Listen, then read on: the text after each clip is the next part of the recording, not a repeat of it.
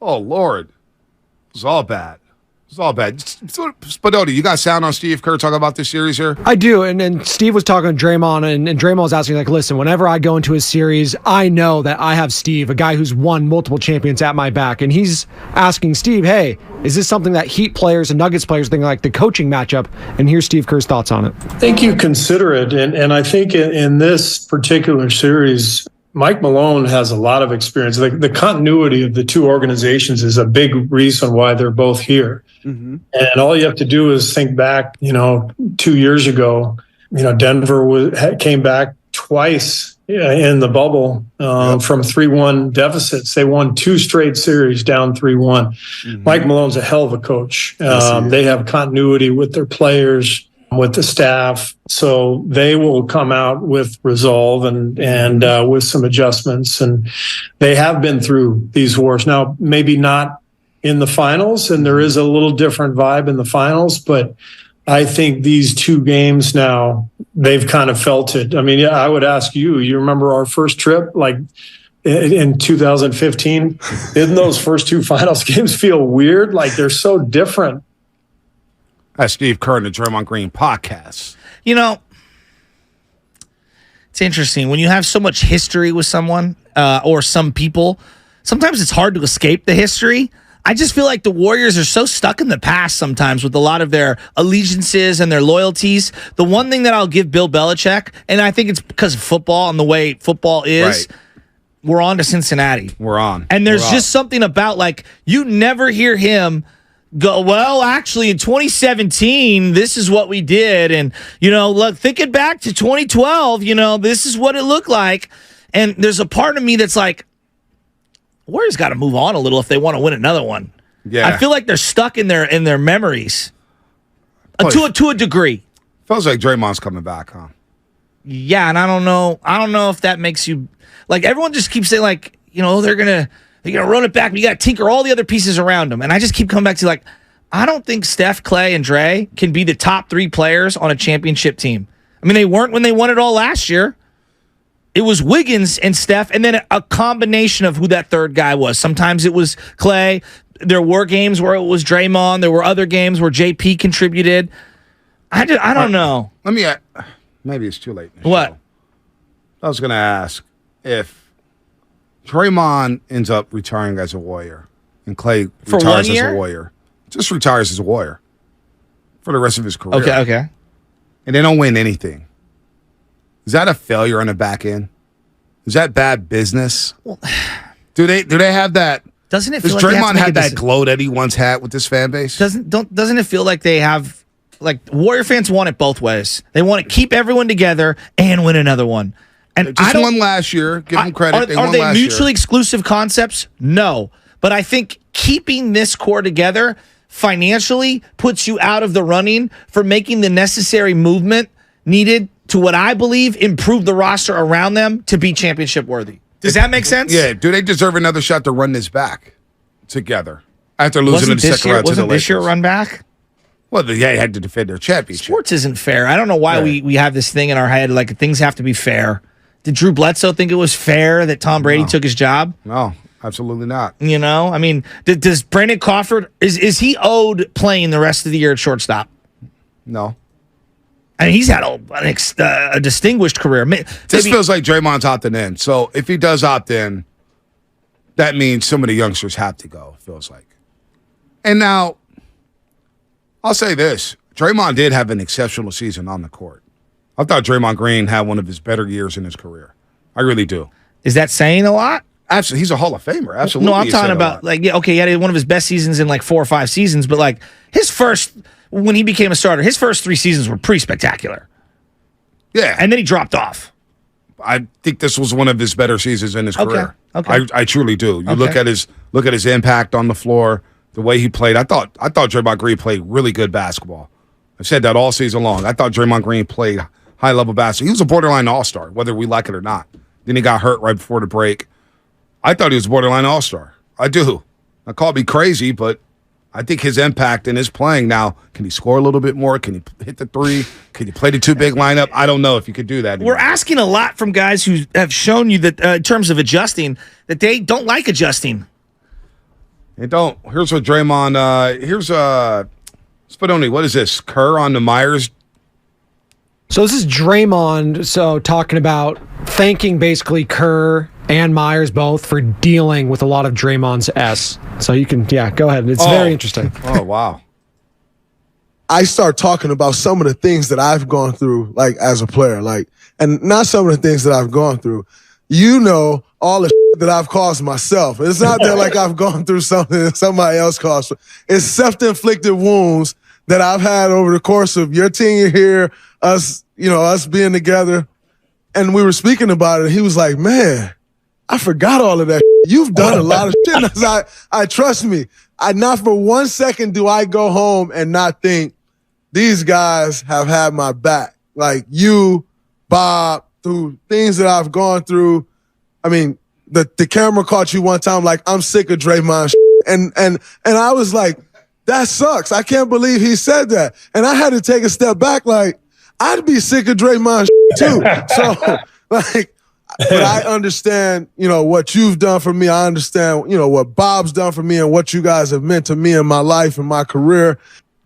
And yet you still haven't changed.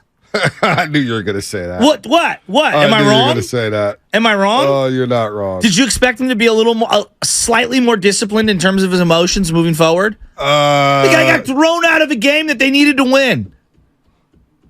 In the playoffs. When they were down 2-0 to start the series. Well, they were down 1-0. Or 1-0, to start the series. Like, come on, man. Yeah, I don't know. Here's an interesting text from the 908. I don't. As a leader, though, Draymond, his impact, it did derail the season. You have to take that into account when you talk about his impact and his play. What do you think of that? From the 908. What do you say? Sorry. As a leader, his impact, Draymond's that is, derailed the entire season. You have to take that into account when you break up his season and his play. That's why I sound foolish when I say, hey, he actually had a good year on the court. But two things can be true, right? At the expense of others. It derailed the season, what happened in training camp. There's no doubt. He's touched on it all. I don't even want to go back down that road, but it's the truth. Steve Kerr and Draymond admitted it after the year. It did. In his leadership, Draymond admitted that, you know what? I couldn't be the leader I once was because of that incident, and he had to put it on himself.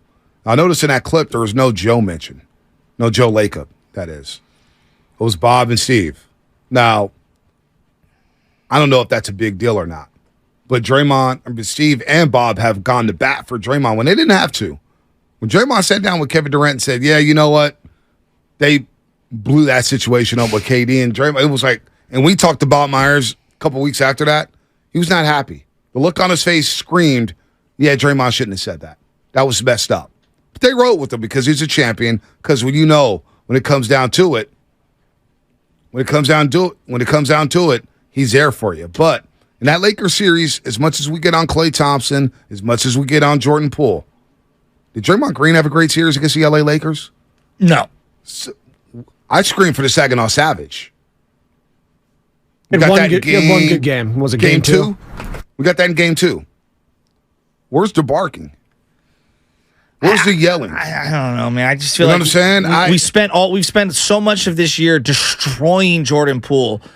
When if you look at like the minutes on the floor throughout the playoffs, like Draymond was bad, dude. He had one good game, 3 bad. Just look at it. Draymond had one good game in that Lakers series. Klay Thompson had one good game in that Lakers series. Jordan Poole. And he had the one good game in the Kings series. Yeah, Jordan Poole had. I'm talking about Draymond. We had 2. Game 4. That's true. Game 5. 6. No, not 5. What was the game? Game 5. Game 6 was the game that they gave away. You're right. Game 5 wasn't bad. So,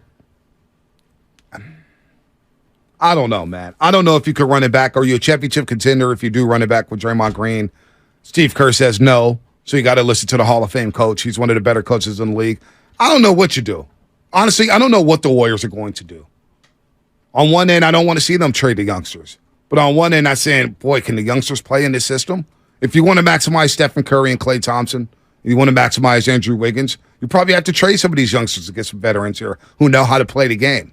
And here you go, Mustafa Ward, no matter what. He says this every day. The big 3 are here to stay. There are people who would ride with the big 3 no matter what because they've won championships. And that to me feels a little Brendan Beltish, a little Brandon Crawfordish. I 100% agree with you, because then we're going to look back at it and we're going to say, oh, they didn't win another one with Steph? Steph's a top 10 player right now in the league. Still, which is crazy. So I mean, how many more great years do you think he's got? 2? Maybe. Maybe 1? Maybe.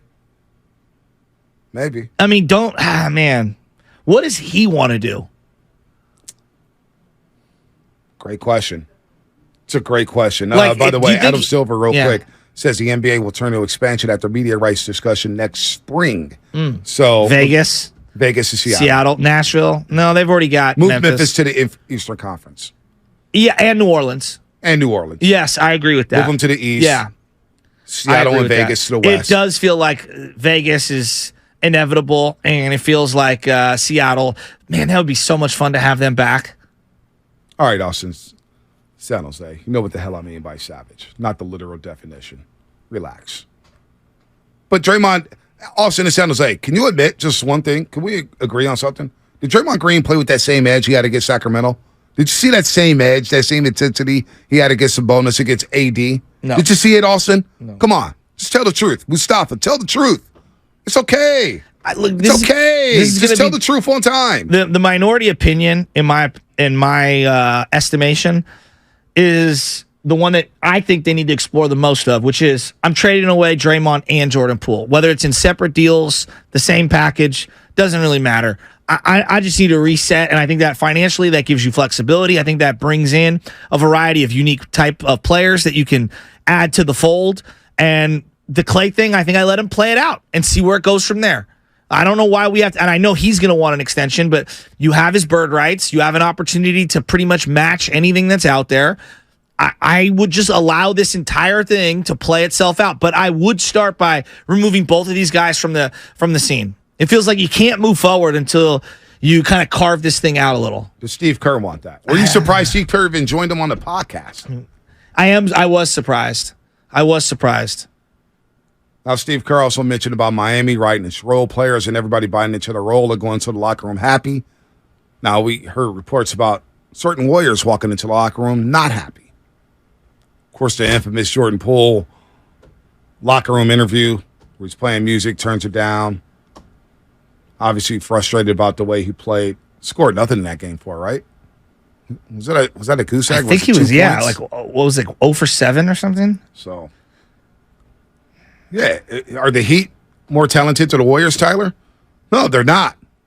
But they play together. They have cohesion. Yeah, they play together. Connectivity. Yeah. Dallas Mavericks, connected. Well, Denver Nuggets, excuse me. And they're a team that they have veterans who have proven things in the league. And I know it's different because he did it elsewhere. Kyle Lowry has accepted his role.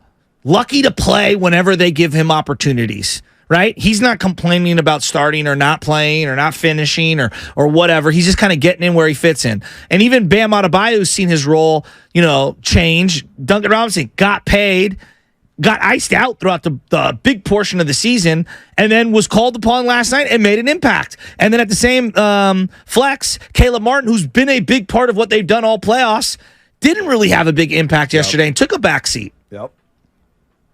Some people are saying I'm defending Clay like you defend Casey Smith's chase rate. Oh, that's funny. Do you want to laugh a little? I do want to laugh. If we had the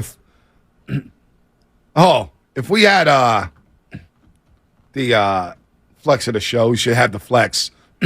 Flex moment of Chatsky telling me I don't know anything about baseball because of Casey Smith's chase rate. That was next level. Yeah. Casey, I'm telling you, man. Casey Smith, I'm watching him closely. I'll listen to Ted Williams, Tony Gwynn, and Wade Boggs, who say the best pitches to hit are the first 3. Yep. Because a guy's trying to get one over the plate. I don't care what era it is. They're trying to start with an 0-1 count. That's every great pitcher who's ever played. And so if you have a book on someone and you have a game plan, you're going to go up there, you're going to try to attack early. That's just – now, look, has he taken it a little too far? Yeah, probably. Some may say Casey Smith is chasing outs right now. Okay.